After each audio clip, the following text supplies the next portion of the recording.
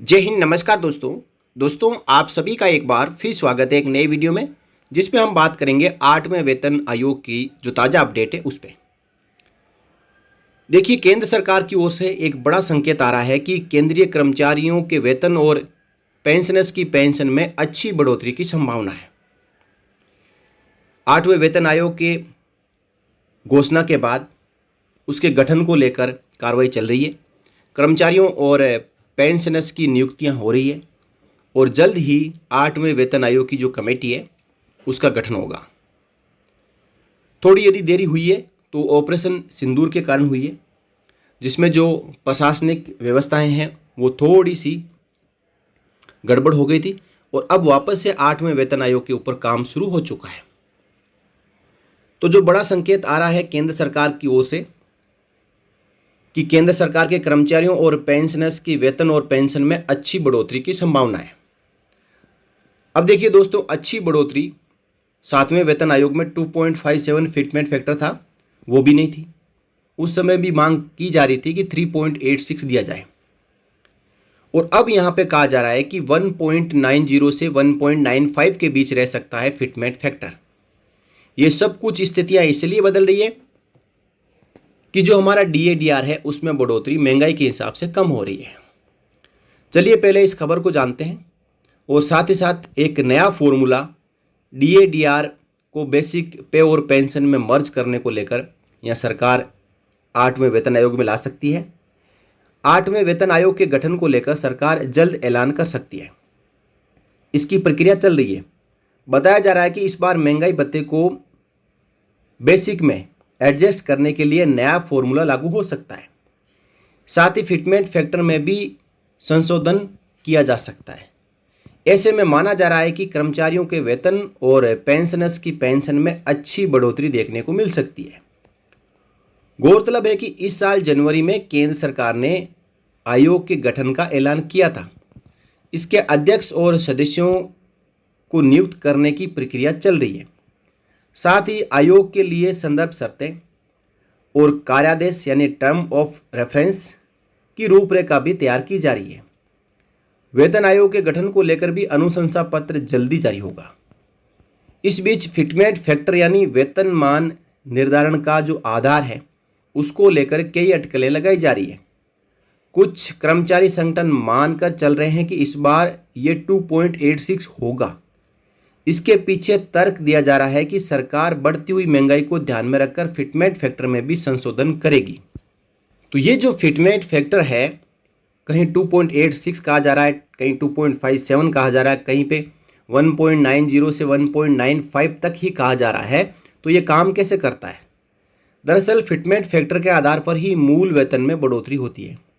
उदाहरण के लिए अगर किसी कर्मचारी का जो बेसिक पे है 20,000 रुपये है तो उसे फिटमेंट फैक्टर 2.86 से गुना किया जाएगा। इसके आधार पर मूल वेतन बढ़कर 57,200 रुपये हो सकता है। लेकिन बताते हैं कि फिटमेंट फैक्टर 2.0 से नीचे ही रहेगा। सरकार 1.90 से लेकर 1.95 का फिटमेंट फैक्टर लगा सकती है और सरकार इस बार फिटमेंट फैक्टर को कम रखकर महंगाई भत्ते को समायोजित करने के लिए अलग से कोई फॉर्मूला ला सकती है। अब देखिए दोस्तों, कहा जा रहा है कि फिटमेंट फैक्टर जो 1.90 से 1.95 रहेगा, लेकिन जो DADR है उसको समायोजित यानी एडजस्टमेंट करने के लिए अलग से फॉर्मूला ला सकती है। तो क्या संभावना ये है कि जो DADR है वो बेसिक में मर्ज होगा और उसके बाद उस फिटमेंट फैक्टर लगेगा? इससे तो कर्मचारियों और पेंशनर्स की बल्ले बल्ले हो जाएगी। लेकिन दोस्तों, ऐसा होने वाला नहीं है। सरकार DADR को बेसिक में मर्ज करते हुए 1.90 से 1.95 के बीच में भी यदि फिटमेंट रख देती है तो भी कर्मचारियों का भला होगा। लेकिन ऐसा सरकार नहीं करेगी कि बेसिक के साथ में DADR को अलग से उसमें मर्ज करने के बाद उसके ऊपर फिटमेंट फैक्टर लगाया जाए।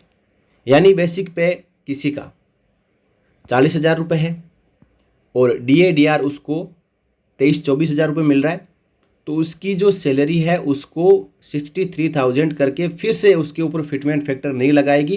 केवल फिटमेंट फैक्टर को जो DADR है उसको आधार मानते हुए फिटमेंट फैक्टर तय किया जाएगा और जो बेसिक है 40,000 रुपये उसी पे फिटमेंट फैक्टर लगेगा।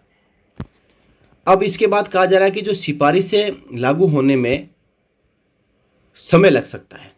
केंद्र सरकार ने जनवरी में 8वें वेतन आयोग के गठन का ऐलान किया था, लेकिन अभी तक गठन नहीं हो पाया है। ऐसे में संभव है कि वर्ष 2027 तक जाकर 8वें वेतन आयोग की सिफारिशें लागू हो, क्योंकि पुराना रिकॉर्ड बताता है कि किसी भी वेतन आयोग का गठन होने के बाद अंतिम रिपोर्ट आने से 18 से 26 महीने तक का समय लग जाता है। छठे वेतन आयोग की रिपोर्ट करीब 18 महीने में आई थी। वहीं सरकार ने 7वें वेतन आयोग के गठन को 24 सितंबर 2013 को मंजूरी दी थी, जबकि रिपोर्ट करीब 2 साल के बाद 19 नवंबर 2015 को आई थी। ऐसे में 8वें वेतन आयोग के गठन में देरी से साफ संकेत है कि रिपोर्ट आने में समय लग सकता है। अब दोस्तों, कहा तो ये भी जा रहा था कि इसी साल दिसंबर तक वेतन आयोग के गठन के बाद ये वेतन आयोग अपनी रिपोर्ट, जो सिफारिशें हैं 8वें वेतन आयोग की, वो सरकार को सौंप देगी, लेकिन अब ऐसा लग नहीं रहा है। खबरों के अनुसार वेतन आयोग के गठन के बाद इसमें काफ़ी समय लग सकता है। इसके साथ जो NCJCM ने सरकार से मांग की है वो पिछले फिटमेंट फैक्टर यानी 2.57 की मांग ही की है।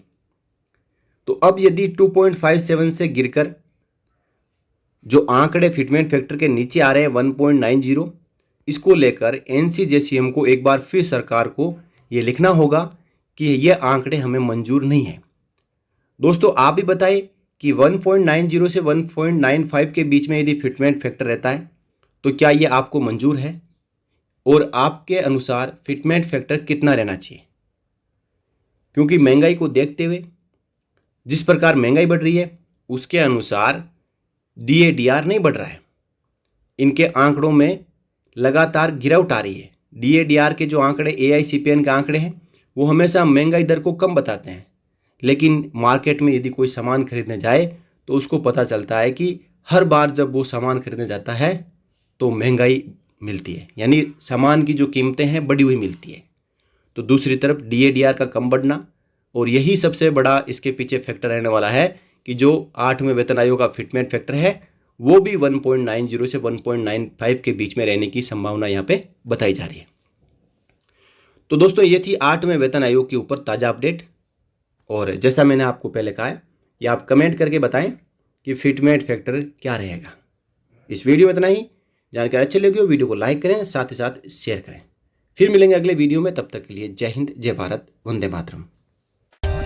For more updates, subscribe to our channel and enjoy watching the videos.